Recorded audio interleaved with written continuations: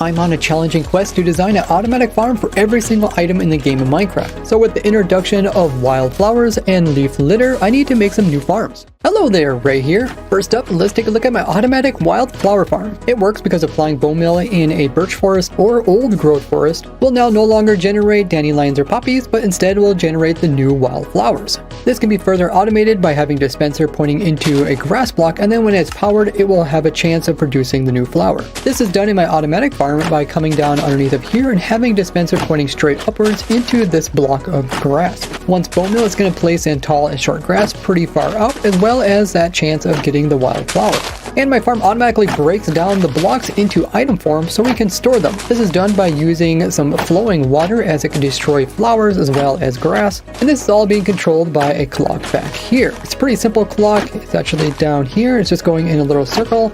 And then that clock is not only giving power to the dispenser, but it's also coming through after a short delay, and it is powering these trapdoors. I also have a small pulse extender to keep the trapdoors open most of the time, with the on and off switch right here. Now once the water goes through, it just barely has enough time to reach the far end of the farm, where it will eventually push all the items into the second water stream and collect them all with some hoppers and chests down below, with it producing slightly more flowers than wheat seeds, producing almost 10,000 wildflowers per hour while only using 1,500 bone meal in that time. And you can get unlimited amount of bone meal per hour by using my simple bone meal farm here. Each section here produces 300 excess bone meal per hour, and it's really easy to build up. And I have the block by block tutorial on how to build this farm in this video here. Just make sure to build it in a birch biome if you want the wildflowers, or you can build it in other biomes to get the other types of flowers. Alternatively, you can bone meal the flower itself directly, which will produce one extra flower. So with a simple setup like this, dispensing directly onto the flower and having some mud there, we can have the items being picked up directly from the hopper underneath and stored away. And this simple design also works for the pink petals. But this is pretty expensive, as each flower costs 1 bone meal, where this farm over here can get you around 6.5 wildflowers by just using a single bone meal. Has the video deserved a like button yet? Now to get the new leaf litter item, we have to first actually get this from smelting down leaves, and each smelt will produce 1 leaf litter. But in order to get the leaves as well as the fuel to cook these, I first get the fuel by making some charcoal. By cooking some logs down in a furnace into charcoal, but in order to get logs cooked, we also need some more fuel. And I get the initial fuel from actually repurposing azalea bushes as well as sticks, as these are actually flammable. So we're getting the leaves, the logs, as well as the fuel from this hopper line right here. And all of this is actually coming from a farm up above. This is my automatic azalea leaf farm, and it works by first the player planting in an azalea bush. And the way I do this AFK is by having the player holding the bushes in their offhand and riding in a minecart. And then what they're going to do is they're going to aim right towards this trapdoor here, which is opening and closing. This is important for the next step, but when the trapdoor does open up, it will give the player a location to click on this side here, and then the game is going to try to place in the block on this side of where the trapdoor is. So the azalea ends up getting planted on top of this rooted dirt. Once this azalea sapling is in place, we already have a dispenser here, which is being powered by these observer clocks that's going to be constantly trying to grow it up. And the dispenser can be refilled with bone meal using my moss farm I showed before. And a weird mechanic with azalea trees is that when they grow up, they actually create an update to the rooted dirt underneath of them. And I detect the change of this block using an observer, which is going to send power over here to this piston.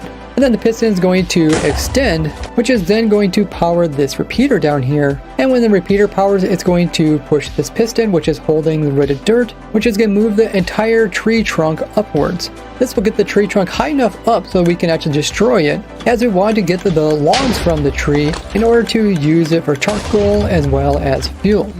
Only a small part of you have actually clicked that subscribe button, so let me know that you're a subscriber by commenting down below. The way we're destroying the tree is we're using 2 TNT dupers up here.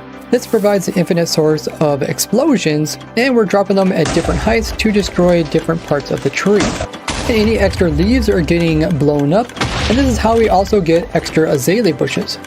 Once destroyed, everything's going to be dropped as items, and then we're using this water stream to push all the items to some collection areas. One of the collection areas is right over here, where we purposely lock this hopper. That way the player can pick up their azaleas and restock their offhand when they come by this. After they picked up what they need, then they're going to unlock this torch here and allow the items to get collected into the chest. And the player's cart going over top of this detector rail right here is also going to send a signal over and up to the TNT to let them know to drop TNT while the player is far away so they don't take any damage. That way we don't need to use any beacons or food in order to heal the player. So that's how we're getting the logs as well as the sticks and the azalea bushes. But the leaf litter also requires actual leaves, and you either get these by using shears on them or by using a silk touch hoe. In my farm, I have the player using a hoe. That's because these things have a large amount of durability, so you can use them for a very long time before having to repair them. In order for the player to break down blocks with the hoe, they're going to be having to left click. So they got the hoe in the main hand and they're left clicking on all the blocks that are in front of them, while at the same time they're also holding down right click in order to plant the azalea saplings when they get moved over here. And it is possible for your character to hold down right click and left click at the same time. But if you hold both at the same time, the game's only going to do one of the actions each time. So no, sometimes it'll try to break the block, sometimes it'll try to place in a block, but whatever the game decides to do, it'll constantly do it. Like right now, it's not placing in the azalea, but deciding to break the block behind it. But we can change what order it's going to do stuff by making the character point away from any blocks. The next time you point towards a block, the game will have to decide if you're holding down right click or left click. As when you're holding down both, the game will only try to place something down every 4 game ticks, or it'll try to only break something every 4 game ticks. And this is why I have a trapdoor here that's flipping back and forth. That way, just in case the player comes into it and it's trying to break the trapdoor, it will flip down and it'll no longer be able to break it. Then it'll open up again, giving a chance for the player to place in the sapling. And this can be done using a telescope to aim just beyond this observer, so there's air in the background, but the trapdoor will pop up every once in a while. And you can even hold both these buttons while being AFK by pressing down right click and then left click. And then when both buttons are pressed down, pressing F3 plus T, when this pops up, release both buttons. And now your player will automatically be holding down right click as well as left click. And you can actually tab over to a different window and do other things on your computer while your player is running the automatic farm. This video is brought to you by my monthly supporters. There's a few different ways you can join and it all helps me out. Otherwise, you can help me out for free just by sharing this video with your favorite Minecrafter. The player is aligned very precisely in order so that they can plant the azalea sapling. And after placing in the sapling and it grows up, the player is then moved across all these rails, which are waterlogged, so they're moving really slowly.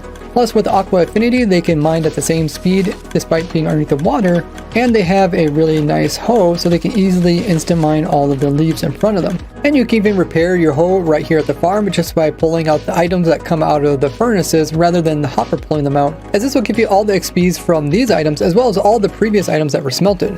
Then you can see the player works really well at removing all the leaves that are in front of them while stair-stepping closer and closer to the tree in order to collect the lower ones, as well as break the most amount of leaves possible by aiming mostly forward. Now, since we need any type of leaf in order to make the leaf litter, using an azalea tree is one of the best just because it produces a lot of leaf blocks only from a single sapling.